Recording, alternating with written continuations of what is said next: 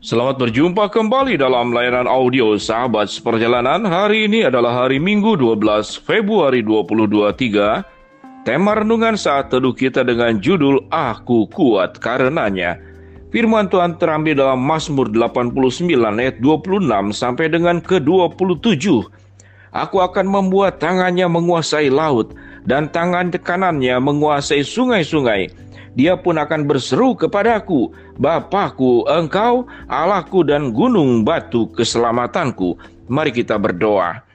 Bapa yang di dalam surga, terima kasih buat janji kebenaran firman-Mu. Engkaulah sumber kekuatan kami, Engkaulah pertolongan kami, Engkaulah batu karang kami, dan Engkaulah segala-galanya yang terbaik yang disediakan buat kami semua. Dalam nama Tuhan Yesus kami berdoa, amin. Shalom sahabat seperjalanan yang dikasihi Tuhan, aku kuat karenanya. Ada banyak aspek yang membuat hidup kita dikuatkan. Tentunya pada saat kita kelaparan, sewaktu kita makan maka kita mengalami kekuatan. Sewaktu kita kurang tidur, kemudian kita beristirahat dengan baik, maka kita mengalami kekuatan-kekuatan baru. Itu secara fisik. Tatkala kita sembuh dari penyakit, kita mengalami kekuatan baru. Tatkala kita merasa terhimpit, merasa kecewa, khawatir, kemudian kita mendapat penghiburan, mendapat kekuatan dari rekan, dari sahabat, dari keluarga, maka kita mengalami kebangunan kembali.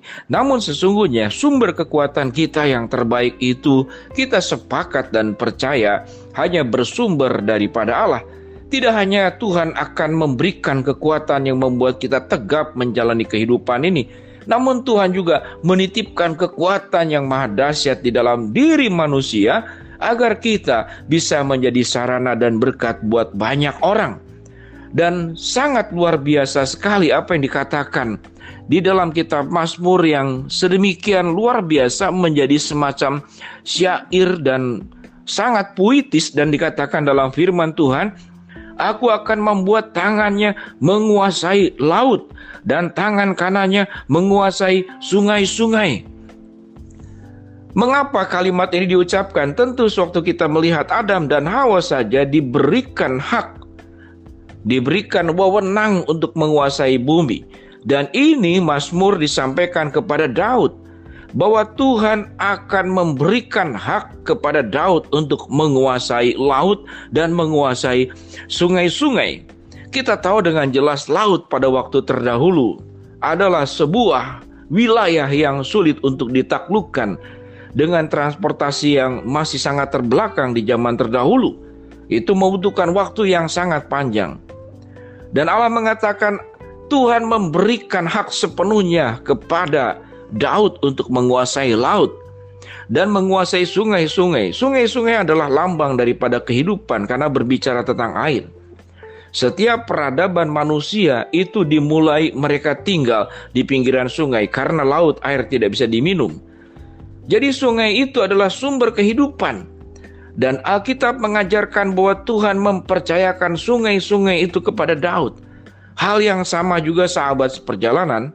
Selain kita diberikan kekuatan untuk masalah pribadi kita masing-masing, namun juga Allah menitipkan kepada kita agar kita juga menjadi saluran berkat untuk menguatkan orang-orang lain yang diperhadapkan juga kepada masalah. Itulah mengapa tujuan Tuhan menciptakan manusia itu sedemikian banyak supaya beranak cucu, supaya di antara kita itu saling menolong, saling menguatkan, saling menghibur. Maka firman Tuhan berkata kita harus menjadi sungai yang tidak hanya kita penikmat akan sungai yang berasal dari Allah. Seperti dalam Mazmur pasal 1, kita bertumbuh di sungai yang berair. Kemudian kita tumbuh yang tidak akan lisut daunnya, yang selalu akan berbuah, dan apa saja yang perbuatnya akan berhasil. Maka kita pun dipanggil oleh Allah menjadi sarana-sarana berkat Allah kepada orang lain. Sehingga kehidupan kita sewaktu mendapatkan kekuatan tidak berhenti pada diri kita sendiri.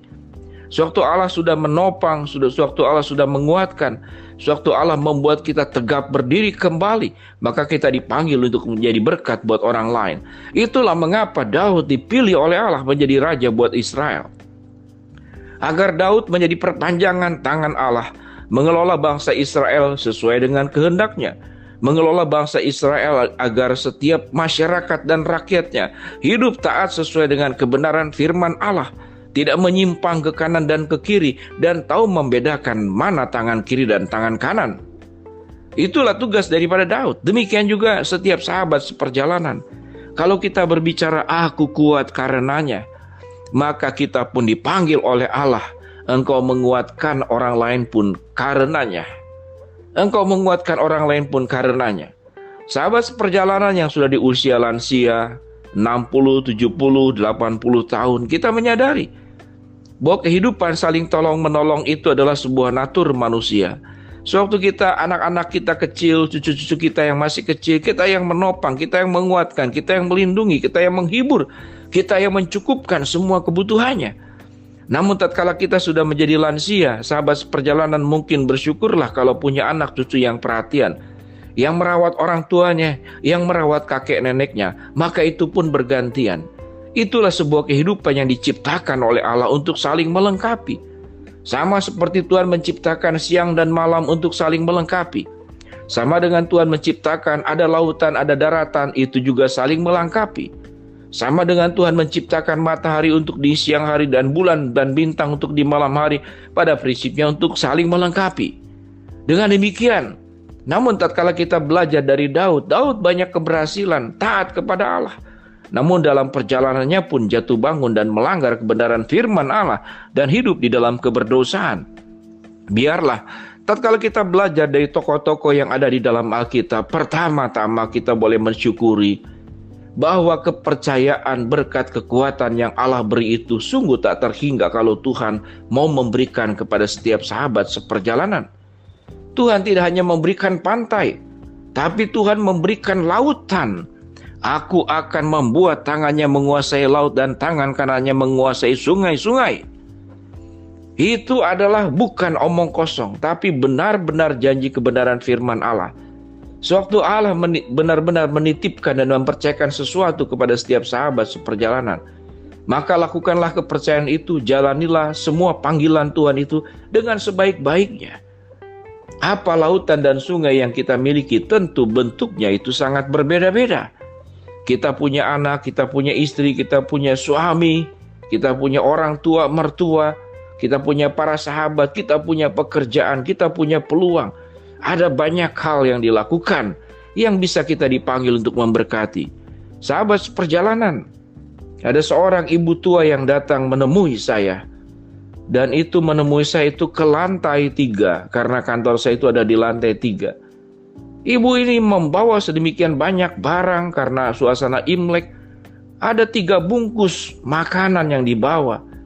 Dan dia memberikannya kepada saya. Sahabat seperjalanan yang dikasihi Tuhan, namun makanan yang diberikan di Imlek dari jemaat sedemikian banyak. Maka kemudian saya salurkan kembali karena saya tidak mungkin makan semuanya. Demikian juga, sewaktu Allah memberikan banyak aspek dalam hidup kita sahabat seperjalanan, biarlah kita tidak hanya mendapat kekuatan berkat dari Allah, kita pun boleh menguatkan dan menjadi berkat buat orang lain. Mari kita berdoa. Bapa dalam surga, terima kasih buat kebenaran firman Allah, buat kepercayaan yang sudah Tuhan berikan kepada kami. Terima kasih buat kekuatan berkat yang diterima oleh kami. Jadikan kami pun menjadi penyalur berkat kekuatan Allah kepada orang lain. Hamba-Mu berdoa buat sahabat seperjalanan yang sedang sakit, Tuhan jamah sembuhkan. Sahabat seperjalanan yang sedang menghadapi masalah, Tuhan bukakan jalan. Sahabat seperjalanan yang sedang berdoa mengharapkan sesuatu, Tuhan kabulkan dengan cara dan waktunya Tuhan. Dalam nama Tuhan Yesus kami berdoa. Amin. Shalom sahabat seperjalanan, Tuhan memberkati kita semua.